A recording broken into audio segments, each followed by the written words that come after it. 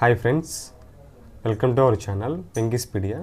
Friends, మనం daily లైఫ్లో వేరే వాళ్ళకి మనీ సెండ్ చేయడానికి కానీ లేదా రిసీవ్ చేసుకోవడానికి కానీ ఆన్లైన్ యాప్స్ వాడుతూ ఉంటాం కదా. దాంట్లో మనం 3 ఆప్షన్స్ చూస్తూ ఉంటాం. ఎన్ఈఎఫ్టీ, ఆర్టీజీఎస్, ఐఎంపీఎస్ అని 3 ఆప్షన్స్ చూస్తాం. అసలు మనం ఏది ఎప్పుడు వాడాలి, అసలు అది ఎన్ఈఎఫ్టీ అంటే ఏంటి, ఆర్టీజీఎస్ అంటే ఏంటి, ఐఎంపీఎస్ అంటే ఏంటి అనేది ఈ వీడియోలో మనం డీటెయిల్గా తెలుసుకుందాం. ఫస్ట్ వన్ వచ్చేసి ఎన్ఈఎఫ్టీ అంటే నేషనల్ ఎలక్ట్రానిక్ ఫండ్ ట్రాన్స్ఫర్. ఇది వచ్చేసి మనం 24/7 చేసుకోవచ్చు. దీనికి మినిమం లిమిట్ అనేది ఏమి ఉండదు. చిన్న అమౌంట్స్ కూడా సెండ్ చేసుకోవచ్చు.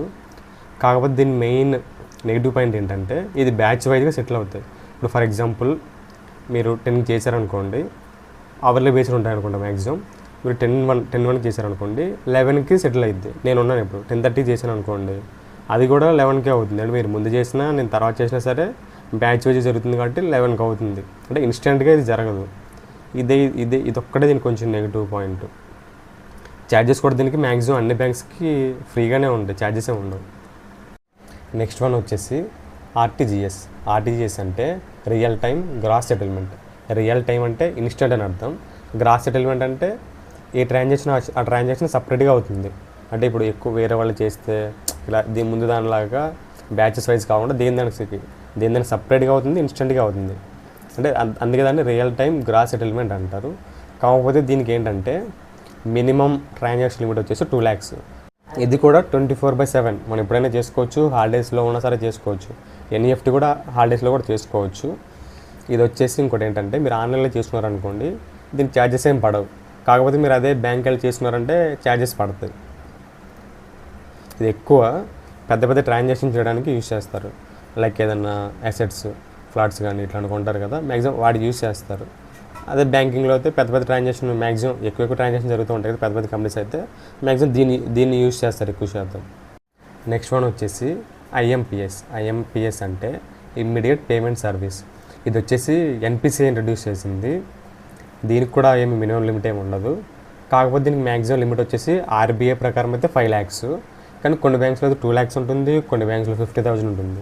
దీనికి కూడా మ్యాక్సిమం ఏ బ్యాంక్స్ ఛార్జెస్ అయ్యవు. కానీ కొన్ని బ్యాంక్స్ మాత్రం 2 to 5 rupees వేస్తారు ప్రతి ట్రాన్సాక్షన్కి. కాకపోతే ఇది ఎక్కువ ఎప్పుడు వాడతారంటే ఎమర్జెన్సీ సిచ్యువేషన్లో క్విక్గా ట్రాన్స్ఫర్ చేయాలంటే ఇది వాడతారు. ఫర్ ఎగ్జాంపుల్ ఏదైనా ఎమర్జెన్సీ టైంలో లేకపోతే నైట్ లేట్ టైంలో కానీ ఇలాంటి టైంలో పంపించాలనుకోండి, ఐఎంపీఎస్ ప్రిఫర్ చేస్తే బెటర్. ఫ్రెండ్స్, ఈ మూడింటి గురించి మనం ఇప్పుడు ఒక షార్ట్గా సమ్మరీగా ఒకసారి నేను ఎక్స్ప్లెయిన్ చేస్తాను. ఎన్ఈఎఫ్టీ వచ్చేసి 30 to 60 minutes పడుతుంది సెటిల్ అవ్వడానికి. దీనికి వచ్చేసి no minimum limit and no maximum limit. ఇది వచ్చేసి డైలీ ట్రాన్సాక్షన్ కానీ నార్మల్ ట్రాన్స్ఫర్ యూజ్ చేసేసుకోవచ్చు. 24/7 అవైలబుల్గా ఉంటుంది. నెక్స్ట్ వన్ వచ్చేసి ఆర్టీజీఎస్. ఇది ఇన్స్టెంట్గా అవుతుంది. కాకపోతే దీనికి మినిమం 2 lakhs ఉంటుంది, మ్యాక్సిమం ఏమో నో లిమిట్. ఇదేంటంటే హై వాల్యూ ఉన్న ట్రాన్సాక్షన్ చేయడానికి యూజ్ చేస్తాం. దీనికి అలాగే 24/7 యూజ్ చేసుకోవచ్చు. ఇది కూడా 24/7 అవైలబుల్గానే ఉంటుంది. లాస్ట్ వన్ వచ్చేసి ఐఎంపీఎస్. ఇది కూడా ఇన్స్టెంట్గా అవుతుంది. కాకపోతే దీనికి మ్యాక్సిమం లిమిట్ 5 lakhs. అంటే 5 lakhs అంటే ఇది బేస్డ్ ఆన్ బ్యాంక్ని బట్టి ఉంటుంది. ఇది వచ్చేసి ఎమర్జెన్సీ సిచ్యువేషన్లో క్విక్గా ట్రాన్స్ఫర్ చేయడానికి యూజ్ చేస్తాం. ఇది కూడా 24/7 యూజ్ చేసుకోవచ్చు.